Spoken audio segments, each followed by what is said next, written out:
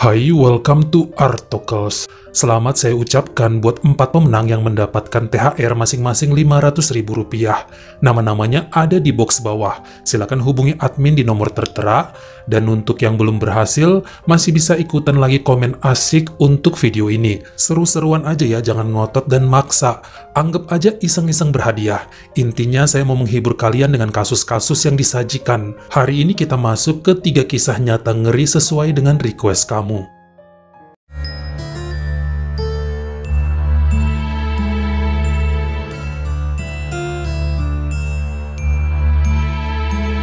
Santiago Alvarado adalah pria kelahiran tahun 1973 yang datang dari Meksiko dan kemudian merantau untuk mencoba keberuntungannya di negara Amerika Serikat. Numpang tinggal bersama pamannya Alvarez di Lompoc, California, kemudian coba cari kerja sana-sini namun kurang beruntung. Pernah jadi pelayan di sebuah restoran burger, namun karena nggak punya dokumen izin yang sah, akhirnya cuma bertahan selama 3 bulan.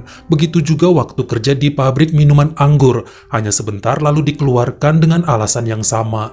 Bukan belum pernah pemuda ini mengurus identitas dan dokumen lainnya supaya enak dan sah menjadi penduduk Amerika. Namun ada aja kendala yang intinya mentok semua, status kependudukannya menjadi ilegal. Pada Oktober 1996, Santiago jatuh cinta pada seorang wanita asli Lompoc bernama Destiny yang fotonya tidak beredar di internet. Saling jatuh cinta, namun orang tua cewek itu nggak mau anaknya berhubungan dengan Santiago. Nggak jelas kerjaannya apa, dianggap sebagai imigran gelap dan cuma mau numpang hidup aja sama Destiny. Namun nampaknya jalinan kasih mereka nggak terpisahkan jika hati sudah berbicara. Saat itu Santiago mulai bekerja pada sebuah toko sepeda bernama Bicycles Unlimited yang juga menyediakan layanan servis rusak untuk kendaraan roda 2 ini. Namun saat memasuki tahun baru 1997, lagi-lagi Santiago harus dipecat berhubungan dengan izin tinggalnya. Sementara itu sang kekasih yang bekerja pada sebuah supermarket mulai bosan dengan keadaan ini. Mau putus juga udah kepalang cinta dan selalu menangis tentang hubungan mereka yang gak mendapat restu siapapun, termasuk dari pamannya Santiago, Bapak Alvarez. Pada akhir Januari 1997, ternyata baru ketahuan nih bahwa Destiny sedang mengandung 3 bulan hasil hubungannya dengan Santiago. Ini bikin orang tua gadis itu ngamuk dan menyuruhnya untuk menggugurkan. Namun pemuda tersebut berani dengan tegas bahwa dia akan bertanggung jawab dan niat menikahi Destiny. Tapi duit dari mana? Buat makan aja pemuda ini masih minta-minta dari pamannya. Luntang-lantung hidup cari uang buat kebutuhan hidupnya aja nggak jelas juntrungan. Apalagi mau nikahin sang kekasih. Duit dari mana? Ngerampok bank. Inilah yang kemudian kepikiran oleh Santiago, kepengen membelikan cincin pertunangan buat Destiny sebagai syarat hubungan mereka akan sah. Dirinya berniat mau ngerampok toko sepeda tempat kemarin dia bekerja sebentar, Bicycles Unlimited. Harapannya ini bisa mempermulus usaha untuk mengambil kepercayaan orang tua Destiny bahwa dia serius akan mempertanggungjawabkan semua, bahwa anak gadis mereka memang akan jatuh pada orang yang tepat. Jika kita lihat toko Bicycles Unlimited ini merupakan bangunan di mana tiap toko dempet semua dan atap mereka bentuknya rata ya, sepertinya mudah untuk dinaiki. Santiago masih ingat di mana letak brankas dan laci penjualan. Dia juga tahu ya posisi spare part utama yang kemungkinan bisa diambil dan dijual lagi sangat mudah dengan harga yang mahal. Makanya pada Senin 3 Februari 1997 sekitar jam 11.30 malam, lelaki ini nekat menuju ke sana setelah semua pertokoan di sekitar tutup dan keadaan jalanan mulai sepi. Santiago naik ke atas toko sepeda, lalu membongkar salah satu atap hingga dia masuk ke plafonnya. Karena saat itu keadaan sudah gelap, pemuda ini memang sengaja ya membawa perlengkapan sendiri, seperti pisau kecil dan senter mungil untuk penerangan. Dia mulai menyelinap dan merangkak di atas plafon, mencari bagian mana yang akan dibongkar untuk masuk toko, supaya ntar bisa ditutup kembali pas keluar. Saat dirinya mencongkel salah satu asbes dengan kedua tangan, dia taruh nih senter di mulutnya untuk ngebantu penerangan. Digigit gitulah posisinya. Namun sayangnya tiba-tiba asbes tempat dia bertumpu roboh hingga jatuh ke bawah, termasuk tubuh Santiago ikutan terjun bebas setinggi 4 meter ke lantai toko. Tapi naasnya, dia terjatuh keras dalam posisi telungkup hingga senter yang ada di mulutnya langsung seketika tertelan sampai masuk kerongkongan dan mematahkan batang tenggorokannya. Keesokan paginya, salah satu pegawai toko Bicycles Unlimited yang menemukannya melaporkan pada polisi sebagai mantan karyawan di situ. Setelah diperiksa di Rumah Sakit Lombok Valley, diketahui senter dengan panjang 15 cm dan diameter permukaan 7 cm itu langsung masuk ke tenggorokan dan merusak semua sistem di leher pemuda tersebut. Santiago dinyatakan meninggal seketika malam itu di usianya yang belum genap 25 tahun. Sementara pemeriksaan pihak berwajib dari CCTV yang ada dikonfirmasi memang niatnya adalah untuk merampok toko sepeda ini. Tentunya sang pacar sangat sedia dengan kepergian lelaki itu, namun gak dapat berbuat banyak, gak tahu menau tentang rencana Santiago yang akan masuk ke Bicycles Unlimited secara ilegal ini. Makanya Destiny yang sempat ditahan karena dianggap bersekongkol tentang niat ngerampok toko, akhirnya dibebaskan.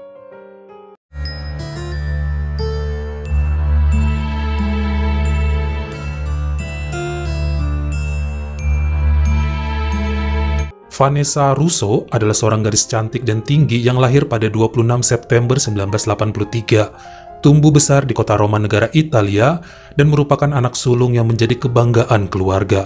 Dia sangat dekat dengan ibunya, Marta. Sejak kecil udah ngebantuin jualan selendang di pasar Borghetto Flaminio guna memenuhi kebutuhan ekonomi. Makanya saat lolos mendapat beasiswa keperawatan di kampus Camillus, keluarga sangat seneng karena itu emang cita-cita gadis tersebut yang udah didoakan sama kedua orang tuanya. Bahkan kemudian sejak tahun 2006, Vanessa mulai magang di Rumah Sakit San Pietro dan dokter di sana banyak yang suka sama dia. Sangat telaten kerjanya dan mudah nangkep instruksi. Udah digembar-gembor kalau ntar habis wisuda supaya kerja di rumah sakit itu aja. Pasien juga banyak kok yang seneng sama dia karena orangnya lembut, bikin tenang hati dan selalu mudah senyum. Sebenarnya pada Oktober 2006, ayahnya Vanessa terkena penyakit diabetes yang mengharuskannya menjalani beberapa kali operasi dan butuh biaya besar hingga akhirnya punya hutang banyak di rentenir. Makanya untuk bayar uang sekolah adik-adiknya dan juga ngelunasin cicilan hutang, sambil magang gadis ini kerja sampingan di sebuah laundry. Belum lagi saat weekend kerja sampingan pada sebuah industri panci yang bertugas untuk membersihkan karat pada beberapa produk gagal sebelum dikemas ulang. Digosok-gosok gitu ya pakai kertas pasir kayak amplas. Sementara ibunya masih jualan selendang sembari jadi buruh cuci. Pada Kamis 26 April 2007 jam 5 sore sepulang dari magang di Rumah Sakit San Pietro, seperti biasa, Vanessa si perawat naik kereta api bawah tanah menuju ke tempat kerja laundry yang gak jauh dari rumahnya. Biasanya dia 3 kali transit dan untuk transitnya itu harus turun naik tangga lalu jalan ke peron lain untuk naik kereta yang ke arah rumahnya. Saat berada di stasiun Roma Termini yang emang cukup rame, terkadang desak-desakan sama orang lain, ternyata Vanessa sempet yang gak sengaja menabrak seorang wanita bernama Doina Mattei. Mereka tidak saling kenal, namun karena emang kereta yang bakal dinaikin sama, jadi jalannya hampir berbarengan terus. Banyak orang lain juga yang sama dengan mereka. Waktu mau menunggu kereta selanjutnya, ternyata Vanessa nabrak badan wanita itu lagi yang bikin Doina ngomel-ngomel kesel. Namun Vanessa selalu minta maaf ya, karena kan emang gak sengaja. Saat itu, Doina kemudian ketemu dengan temennya dan mereka ngobrol-ngobrol sambil nunggu kereta. Kedua gadis itu berdiri desak-desakan ya seperti berbaris tepat di belakang Vanessa. Ternyata Doina cerita pada temannya tentang rasa jengkelnya ditubruk oleh Vanessa beberapa kali. Hal ini bikin perawat itu berbalik badan karena dia tahu sedang diobrolin. Minta maaf lagi karena emang kan gak sengaja. Dirinya ngaku lagi kelelahan sampai agak sempoyongan, makanya nyerempet badan Doina sebanyak 2 kali. Beberapa saksi lain mengatakan Doina tiba-tiba ngamuk dan teriak pada Vanessa. Dasar orang kaya sombong, dilanjutkan dengan meludahi leher Vanessa yang bikin perawat ini mendorong tubuh Doina mundur. Ternyata saat itu Doina sedang memegang sebuah payung dan menyerang balik Vanessa menggunakan benda tersebut. Sampai tiba-tiba semua orang berteriak karena melihat perawat itu sudah terkapar di lantai peron. Petugas keamanan datang dan segera membawanya ke Rumah Sakit Salvator Mundi. Ternyata apa yang terjadi cukup mengenaskan. Ujung payung yang digunakan Doina ini lancip langsung tepat mengenai mata kiri Vanessa, menembus sampai ke dalam otaknya dan merusak sistem saraf serta organ yang ada di kepala. Saat kejadian semua orang terkaget termasuk Doina sendiri yang setelahnya langsung kabur ke rumah orang tua temannya di kota Tolentino, Provinsi Macerata. Sementara setelah kritis selama 13 jam, nyawa Vanessa tidak terselamatkan. Gadis ini menghembuskan nafas terakhir pada Jumat 27 April 2007 di usianya yang ke-23 akibat luka pada mata dan kerusakan pada otaknya. Banyak yang menangisi kepergian Vanessa, kelihatannya dia sangat baik dan disukai semua orang.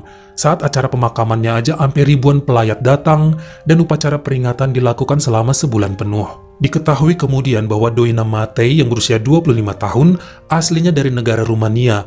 Dia kerja sebagai wanita penghibur di kota Roma dan tidak memiliki tempat tinggal tetap, bahkan belum punya KTP Italia. Saat kejadian, dia janjian dengan temannya yang profesinya sama, berusia 16 tahun namun identitasnya disembunyikan karena minor.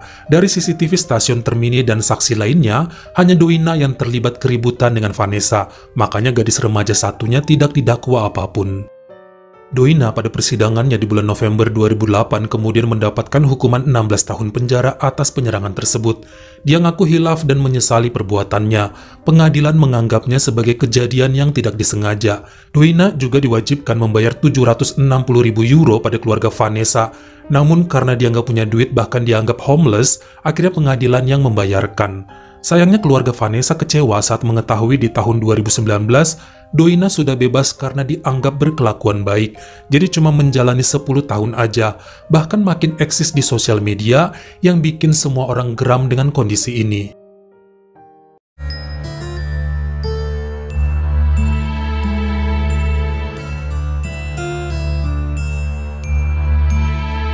Alexandru Pop adalah seorang pria berusia 46 tahun yang dulunya bekerja sebagai sales mobil di kota Cluj-Napoca, negara Rumania. Punya istri cantik dan 2 anak yang sehat membuat hidupnya sangat sempurna. Namun sejak tahun 2013 segalanya berubah saat perusahaannya bangkrut dan dia coba berbisnis dengan teman, malah duitnya dibawa kabur. Sang istri mulai berselingkuh dengan duda kaya kemudian pergi meninggalkannya begitu aja. Semua kekacauan ini membuatnya terjerumus pada alkohol, candu, dan makin terpuruk.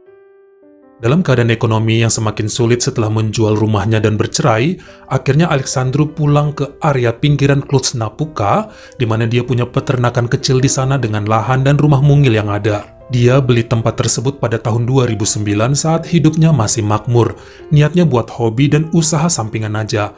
Keponakannya yang bernama Andrei Alexandru yang selama ini tinggal di sana untuk mengurus puluhan ekor babi yang ada.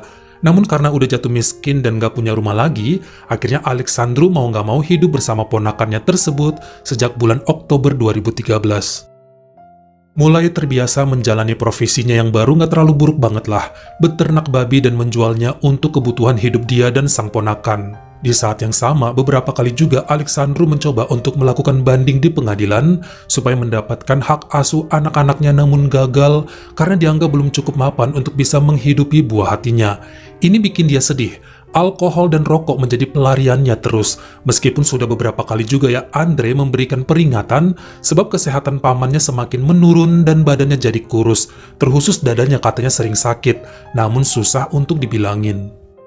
Setelah 1,5 tahun jadi peternak, pada Kamis sekitar pukul 2 siang 26 Maret 2015, Alexandru pamit pada ponakannya mau ngasih makan babi di kandangnya yang berjarak 15 meter di belakang rumah. Saat itu mereka baru aja selesai makan siang dan Andre berada dalam rumah untuk membersihkan bekas makanan sebab dia yang bertugas masak di sana. Namun setelah 1 jam ditunggu, pamannya nggak muncul-muncul juga yang mulai bikin si ponakan resah. Biasanya ngasih makan hewan itu nggak lama kok, sekitar 10-20 menit aja. Makanya kemudian Andre ngintip dari jendela, namun nggak kelihatan sama sekali di mana pamannya. Ini yang bikin dia lari keluar menuju kandang itu, dan ternyata terlihat tubuh Alexandru berada di tengah-tengah kerumunan hewan tersebut. Mereka memakani bagian wajah duda itu yang bikin Andre merinding, lalu mengambil sebatang kayu dan mulai memukul mundur semua hewan yang ada, menarik tubuh pamannya keluar dari sana dan segera menelepon ambulan. Dari hasil otopsi pihak Cluj Forensic Institute dan kesimpulan yang diumumkan pihak berwenang, kemungkinan besar saat menunduk untuk menuang makanan hewan-hewan itu, tiba-tiba nih, Alexandru terkena serangan jantung yang membuatnya lemas hingga terjungkal masuk ke dalam kandang babi tersebut. Dia dinyatakan masih hidup kala itu, namun tubuhnya seperti lumpuh, sampai kemudian 14 ekor hewan yang ada di sana menyerangnya, menggigit dan mulai menguliti terkhusus di bagian wajah Alexandru sampai hancur lalu memakannya. Ini yang kemudian diketahui membuat nyawa lelaki tersebut melayang, yaitu luka robekan pada wajah dan lehernya. Bahkan 1 ekor hewan itu kemudian diambil untuk diperiksa bagian pencernaannya. Memang ditemukan kulit dan daging Alexandru pada perut hewan ini. Setelah kejadian itu, Andre bersama kepolisian memutuskan untuk memusnahkan hewan yang tersisa dengan cara membakar mereka. Takutnya entar berkembang biak dan dikonsumsi oleh masyarakat. Setelahnya, pemuda berusia 22 tahun tersebut diketahui membuka peternakan ayam di lokasi yang sama dan memberi nama peternakan serta area tersebut sesuai dengan nama pamannya, yaitu Alexandru Pop. Bagaimana menurut kamu? Mana dari 3 kisah tadi yang paling bikin bulu kuduk merinding? Kalian komen di bawah. Kalau kamu suka sama video ini, jangan lupa ya klik like serta tombol share-nya. Buat yang baru pertama kali mampir, atau udah sering mampir tapi belum berlangganan, jangan lupa klik dulu tombol subscribe, dan juga dinyalain notifikasinya, supaya lain kali kalau misalnya saya upload video baru, kamu jadi orang pertama yang tahu. Follow juga Instagram saya jika berkenan di Artokels S-nya 2. Dan jangan lupa untuk nontonin semua video saya yang lainnya. Ingat ya, tetap jaga jari dan juga lidah kita supaya nggak nyakitin hati orang lain. Dan selamat menunaikan ibadah puasa. Terima kasih.